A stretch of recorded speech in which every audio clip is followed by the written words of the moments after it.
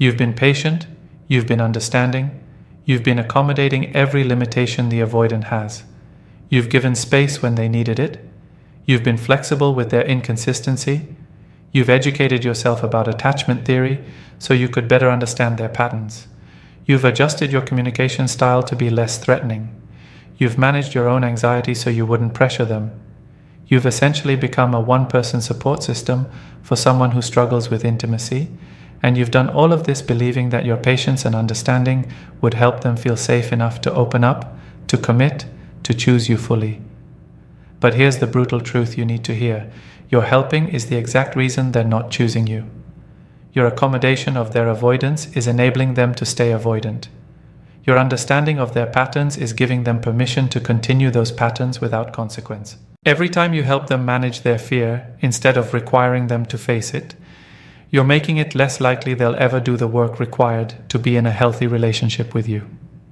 If you want them back for good, if you want real relationship rather than perpetual limbo, you have to stop helping them completely. This is counterintuitive. Everything in you says that being patient and understanding is how you build trust with a scared, wounded person. You believe that if you just give them enough time, enough safety, enough unconditional acceptance, they'll eventually feel secure enough to let you in. But this logic doesn't work with avoidance. Avoidants don't feel safer when you accommodate their avoidance. They feel more avoidant. They don't become more available when you require nothing from them. They become more comfortable being unavailable. They don't develop capacity for intimacy when you accept their limitations indefinitely. They just settle into those limitations as the permanent ceiling of what they need to offer. Your helping isn't helping them grow. It's helping them stay exactly as they are. And staying exactly as they are means they'll never be capable of the relationship you want. The avoidant needs pressure to grow, not cruel pressure, not manipulative pressure, but the organic pressure that comes from consequences for their behavior. When you remove all consequences by being endlessly flexible and understanding, when you help them avoid the discomfort their avoidance should create, you're eliminating the only motivation they have to change. The avoidant will only do the uncomfortable work of facing their fear when staying in their fear becomes more painful than facing it. And you're preventing that pain by helping them manage their avoidance successfully. You're making their avoidance work for them by adapting yourself completely to their limitations. Stop helping, and you create the conditions where they have to either do their own work or lose you. Stop helping, and they finally face the real cost of their patterns. Stop helping, and for the first time they're confronted with a choice: change or lose something that matters. What helping actually looks like and why it backfires. Helping the avoidant looks like accepting breadcrumbs and calling it a relationship. They text you sporadically, and you receive those texts gratefully, never pointing out that sporadic texting isn't adequate communication for building intimacy. They cancel plans last minute and you say it's fine. You understand they needed space. They refuse to define the relationship, and you accept the ambiguity, telling yourself that labels don't matter as much as the connection. They can't commit to future plans and you stop asking, adjusting to living entirely in the present moment. Every one of these accommodations is you helping them avoid the discomfort of your legitimate needs. And every time you help them avoid that discomfort, you're teaching them their behavior is acceptable. Helping also looks like doing all the emotional labor in the relationship. You're the one initiating most contact. You're the one making plans and then adjusting those plans when the avoidance anxiety spikes. You're the one managing both your emotions and theirs, regulating your own anxiety so you don't trigger theirs. You're the one reading books about attachment and implementing strategies to create safety for them. You're carrying the entire relationship on your back while the avoidant does the bare minimum, and you're telling yourself this is temporary, that once they feel safe enough, they'll start carrying their share. But they won't. Because you're making the relationship work with minimal effort from them, they have no motivation to increase their effort. Helping looks like making excuses for their behavior. When they're cold, you tell yourself they're just protecting themselves. When they withdraw, you explain it away as their nervous system being overwhelmed. When they hurt you, you immediately jump to understanding why rather than acknowledging you've been hurt. You've become the interpreter and defender of their behavior, even to yourself. You're helping them avoid accountability by constantly providing context that reframes their poor treatment of you as understandable rather than unacceptable. And this reframing prevents both of you from seeing clearly what's actually happening. They're treating you poorly and you're accepting it. Helping also looks like convincing yourself that your needs are negotiable. The avoidant can't give you consistency, so you decide you can live with inconsistency. They can't give you emotional availability, so you tell yourself you don't need that much emotional intimacy anyway. They can't commit, so you convince yourself you're fine with ambiguity. You're helping them by making their limitations sufficient, by shrinking your needs to fit their capacity. But needs don't actually shrink, they get suppressed. And suppressed needs create resentment that eventually destroys whatever you're trying to build. You're helping them in the short term while ensuring the relationship will fail in the long term. Helping looks like being their therapist instead of their partner. You're helping them understand their patterns. You're gently pointing out when they're deactivating. You're creating psychological safety through your patience and insight. You're essentially doing therapeutic work that they should be paying a professional to do. And while you're busy being their unpaid therapist, you're not being their romantic partner. You're not experiencing the relationship you actually want. You're in a helper-client dynamic disguised as romance, and the avoidant is comfortable with this dynamic because it gives them the support they need without the vulnerability of real partnership. Why stopping your help is the only path to real relationship. When you stop helping, when you stop accommodating and understanding and making excuses, you create a crisis for the avoidant. Suddenly their avoidance has consequences. Suddenly their patterns are creating problems they can't ignore. Suddenly they're facing the choice between doing their own work or losing you. This crisis is exactly what the avoidant needs. Not because you're trying to manipulate them through manufactured scarcity, but because genuine crisis is the only thing that motivates avoidants to examine patterns they've spent their entire life defending. Stopping your help means the avoidant has to feel the full discomfort of their avoidance. When they pull away and you don't accommodate it by pretending everything is fine, they have to sit with the fact that their pulling away damages the relationship. When they're inconsistent and you don't make excuses for them, they have to confront that inconsistency hurts people who care about them. When they can't meet your needs and you don't shrink your needs to fit their capacity, they have to recognize their limitations are actually limiting. All the discomfort you've been absorbing on their behalf by helping them, you're giving back to them to manage themselves. And managing their own discomfort is the only way they'll develop motivation to change. Stopping your help also shifts the dynamic from you pursuing them to them having to pursue you. When you're helping, you're always the one moving toward them, accommodating them, working around their limitations. But when you stop, when you pull back your energy and stop making the relationship work through sheer force of your effort, they have to decide whether they want to move toward you. They have to do the uncomfortable work of reaching across distance, of showing up despite their fear, of trying even when trying feels vulnerable, and it's only in doing this reaching that they develop capacity for real relationship. You can't develop that capacity for them by doing all the reaching yourself. When you stop helping, you also stop enabling their illusion that they're capable of relationship as they currently are. The avoidant often believes their limited capacity is sufficient, that someone who truly understood them would accept their limitations permanently. Your helping reinforces this belief. But when you stop helping, when you make clear that their limitations are not sufficient for what you need, they can no longer maintain the illusion.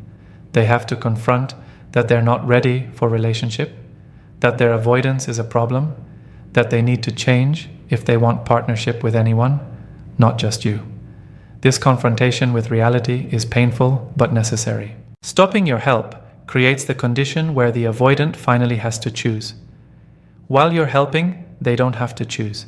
They can have you and their avoidance. They can have connection without vulnerability. They can have relationship benefits without relationship requirements. But when you stop helping, the middle ground disappears. They have to choose between doing the work to be with you or accepting that they lose you. And forcing this choice is the greatest gift you can give them, even though it won't feel like a gift to either of you in the moment. Because only through choosing will they develop the commitment and motivation required for real transformation. What stopping help actually looks like in practice. Stopping help means enforcing your actual boundaries instead of flexible boundaries that accommodate their every limitation. If you need consistency, you stop accepting inconsistency. If you need communication, you stop pretending sporadic contact is enough. If you need commitment, you stop staying in undefined situationships, hoping they'll eventually define things. You identify what you actually need from partnership, and you require those things. When the avoidant can't provide them, you don't adjust your needs. You don't help them by pretending their insufficient effort is sufficient. You simply state clearly what you need and what will happen if those needs continue to go unmet. Stopping help looks like letting the relationship end, rather than constantly reviving it through your effort. When the avoidant pulls away, you let them stay away. You don't reach out to check on them. You don't make it easy for them to drift back. You don't leave the door wide open for their return at their convenience. You allow natural consequences to occur. When someone withdraws from relationship, the relationship dies without someone else doing all the work to keep it alive. You stop being the person who prevents natural relationship death through your constant intervention. Stopping help means refusing to be their therapist.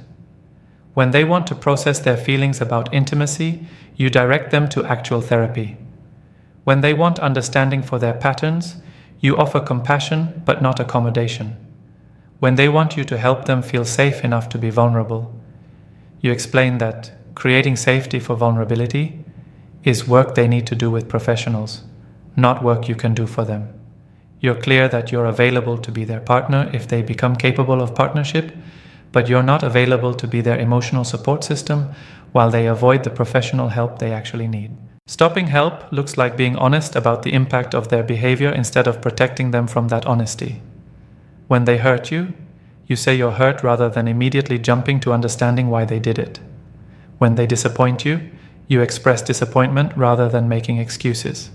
When their behavior is unacceptable, you name it as unacceptable rather than reframing it as understandable given their wounds. You stop helping them avoid accountability by constantly providing psychological context that erases their responsibility for how they treat you. Stopping help also means prioritizing your own healing over their comfort. You focus on your own life, your own growth, your own healing from whatever in your attachment history made you willing to accept crumbs and call it love. You redirect all the energy you've been spending on understanding and accommodating them toward understanding and honoring yourself. You stop making their avoidance your central project and start making your own wholeness your central project. This shift is visible to them, and it creates the kind of authentic distance that actually commands respect, unlike the performed distance of playing hard to get. The immediate consequences of stopping help. When you stop helping, the avoidant's first response is often increased distance. They feel the pressure of your changed behavior, and they respond to pressure by creating more space. They might disappear completely. They might become colder than they've ever been. They might seem to lose interest entirely. This response is predictable and it's painful, but it's also necessary. The increased distance is the avoidant attempting to restore the dynamic where you accommodate them. They're testing whether you'll break, whether you'll go back to helping them, whether your boundary setting was serious, or just a temporary stance you'll abandon when faced with their withdrawal. The avoidant is also angry when you stop helping, though they might not express it directly. They're angry because you've changed the rules. They're angry because you're requiring things from them that they can't easily provide. They're angry because you're no longer making the relationship work through your effort alone. The anger is often expressed through coldness, through making you feel like you're being too demanding, through suggesting you're not understanding enough. This anger is defensive, an attempt to make you wrong for having needs, so they can be right for not meeting those needs. Don't let the anger make you question your boundary setting. The anger is evidence your boundaries are working, that you're finally requiring something that makes them uncomfortable. There's also confusion from the avoidant when you stop helping. They don't understand what changed. You used to be so patient, so understanding, so flexible. Now suddenly you're not. They're confused about why you can't just go back to how things were. What they don't understand is that how things were wasn't sustainable for you, that your helping was costing you too much, that you were betraying yourself to accommodate them. Their confusion is genuine, but it's also self-centered.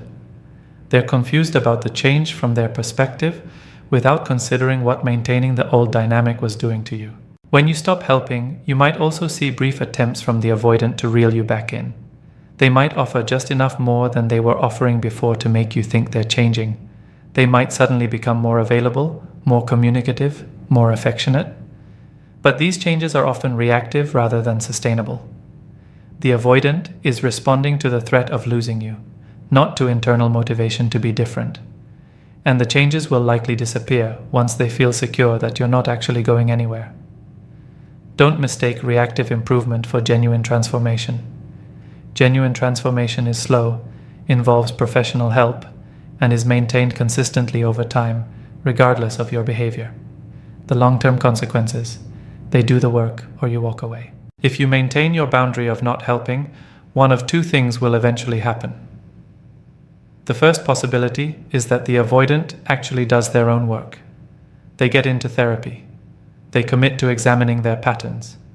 They start reading and learning and pushing themselves to be uncomfortable.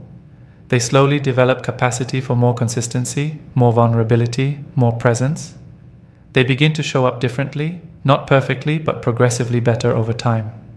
This is the best case scenario, and it's only possible because you stopped helping them avoid the discomfort that motivated them to change. Your refusal to accommodate their avoidance indefinitely created the crisis that pushed them toward growth. But there's a crucial caveat even in this best-case scenario. The avoidance growth has to be for themselves, not just to get you back. If they're only doing the work to restore the relationship, the motivation won't sustain the difficult process of changing attachment patterns. The moment they feel secure that they have you, the work will stop. You need to see evidence that they're committed to their own healing, regardless of whether it results in getting you back. They're going to therapy, even if you're not together. They're working on themselves because they recognize their patterns limit their entire life, not just their relationship with you. This internal motivation is the only thing that predicts sustained change. The second possibility, and statistically the more likely one, is that the avoidant doesn't do the work. They might try briefly to get you back through increased effort, but they don't commit to the deep therapeutic process required for real change. Instead, they eventually accept the loss. They move on. They find someone else who will help them the way you stopped helping them, someone else who will accommodate their avoidance, and they repeat their patterns with that new person. This outcome is painful because you're losing someone you cared about, but it's also clarity. The avoidant's choice not to do the work is information that they weren't capable of the relationship you needed, and you needed to stop helping them so this information could surface. When the avoidant doesn't do the work and you lose them, you need to recognize this as a successful outcome, even though it doesn't feel successful. You've learned they weren't willing to change. You've learned your accommodation wasn't helping them grow. You've learned you can't love someone into healing. You've learned you deserve someone who will meet your needs without you having to shrink those needs to fit their limitations. All of this learning is valuable. It prevents you from wasting more time on someone who wasn't going to change no matter how patient and understanding you were. The loss is painful, but it's also protective, saving you from years of continued accommodation that would never result in the relationship you wanted. Why this is actually an act of love. Stopping help feels cruel. It feels like abandoning someone when they're struggling. It feels like giving up on someone you care about. But stopping help is actually the most loving thing you can do for both the avoidant and yourself. For the avoidant, you're giving them the opportunity to develop real capacity for relationship rather than continuing to enable their limitations. You're respecting them enough to require growth rather than treating them like they're incapable of growth. You're loving them enough to let them face consequences, rather than protecting them from consequences indefinitely. Stopping help is an act of love toward yourself because it means you're finally honoring your needs. You're acknowledging you deserve partnership where you're not the only one doing the work. You're recognizing your needs are legitimate and non-negotiable rather than optional and flexible. You're loving yourself enough to require reciprocity rather than accepting one-sided effort indefinitely. This self-love is necessary regardless of what happens with the avoidant. Even if they do the work and you end up together, the relationship will only be healthy if you maintain the self-love that allowed you to stop helping in the first place. Stopping help is also an act of love because it clears the confusion about whether the relationship is viable. While you're helping, both of you can pretend the relationship might work. You're making it work enough through your effort that neither of you has to face the reality of whether it could work without that excessive effort. But when you stop helping, the truth emerges clearly. Either the avoidant steps up and starts doing their share, or the relationship fails. The clarity this creates is loving, because it prevents both of you from wasting time on something that isn't sustainable. Clear endings are more loving than lingering indefinitely in situations that will never become what you need them to be. Stopping help also creates the possibility of future relationship on healthy terms. If the avoidant does their work and eventually becomes capable of real partnership, and if you're still available and interested, you might reconnect. But the reconnection will be on foundation of them having done their own healing, rather than on foundation of you accommodating their limitations. This foundation is the only kind that can support lasting relationship. If you continue helping instead of stopping, you prevent this healthy foundation from ever being built. You keep the relationship alive, but you keep it unhealthy. The most important realization: you cannot help them more than they're willing to help themselves. This is the core truth that's hard to accept but essential to understand.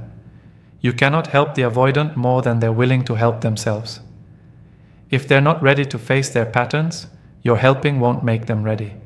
If they're not willing to sit with discomfort required for growth, your accommodation of their comfort won't develop their willingness. If they're not committed to change, your patience won't create commitment. You have zero control over their healing journey.